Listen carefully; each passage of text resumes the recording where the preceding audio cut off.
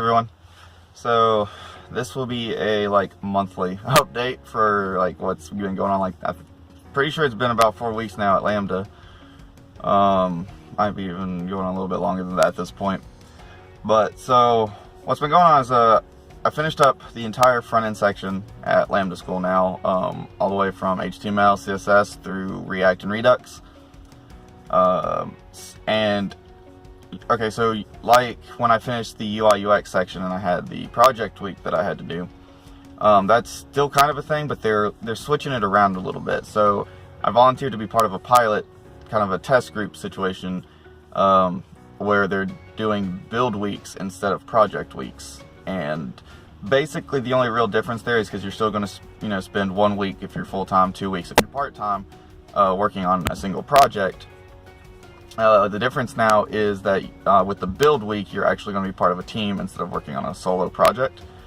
So in this situation, for my team, the way it worked is from the cohort behind me, we had one student who was our UI UX developer, and then me from my cohort was the front end engineer working with the React and Redux stuff, and then we had from the cohort that's one above me a backend engineer. And then from the cohort above him, we had our project manager / scrum master. And with this team of 4, we went through, we built a neat little app and had to demo it to the school and stuff like that. So that's what that is now. My understanding is that they want to get it to where project week is just entirely replaced with the build week, but I'm not 100% on that. So that was a lot of fun. It was really my first time getting to work again in an actual group, because if you saw my hackathon video, that didn't work out too well. But oh my god, there was a lot of learning on that build week. It was a struggle. I lost a lot of sleep, but I learned a lot of things. I gained a lot of really good experience. I could easily say that that's been the most valuable 2 weeks for me personally so far at Lambda School. I don't know, because there's a lot of things about code you can learn yourself, you can teach yourself, you can learn online, those types of things. But the experience of working on a development team to build a full-scale app from nothing, that can't be replicated by yourself just inherently by what it is. It's that teamwork, those soft skills, things like that. So that was just great. I really loved that. The 2 weeks after that was my first step into the backend section of Lambda, where we learned to configure and write servers using Node.js and Express. So we went through 2 weeks of that, learning different things, on how to set that up, configure that, and kind of make modular code, make sure everything looks clean and is functioned properly, and how to send good errors back from the server when something goes wrong, so it makes debugging easier. Just status codes in general to make sure that you're communicating what's happening on the back end, because there's no visual aspect to it.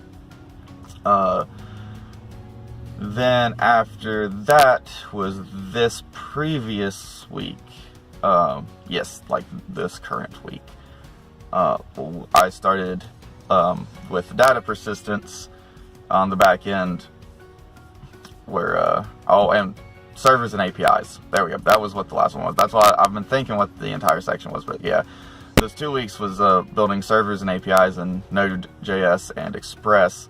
And then this last week we started databases with learning some SQL queries and how to insert, update, and delete data using just vanilla SQL. And then we've learned how to make a database using SQLite Studio. The last lecture I had was about a library called Connects, which allows us to hook our server up to our database, and from that we can pull data and modify data. So I've got 1 more week on the database SQL section, and that's next week, obviously. And then there's a sprint challenge for that, and then after that I have the authentication and the testing sections. And those are my last coding sections before I start labs. So kind of surreal how far it's been in documenting this whole time. It's kind of funny because you can tell that like the curriculum ramps up if you start like at the beginning of my Lambda videos, because I was releasing them, you know, I may have done like multiple a week, to be honest. I don't fully remember, but I know at least one Lambda update a week. And then they just started getting more spaced out. So I apologize for that, but just understand it's because Lambda is, you know, it's not something that's easy to get through. It's very time consuming. It takes a lot of dedication. I mean, it's learning code. All the things required to learn code is going to be required by the school that teaches you to code. So, but yeah, if you have any questions, you know, if you want any further detail on any of the things that's been going on this last month or so, just leave that down in the comments, or just general questions about coding or Lambda School. I'm always open to talking to people about, you know, my experiences and what I've learned type of things. So thank you all for watching. I will see you all in the next one.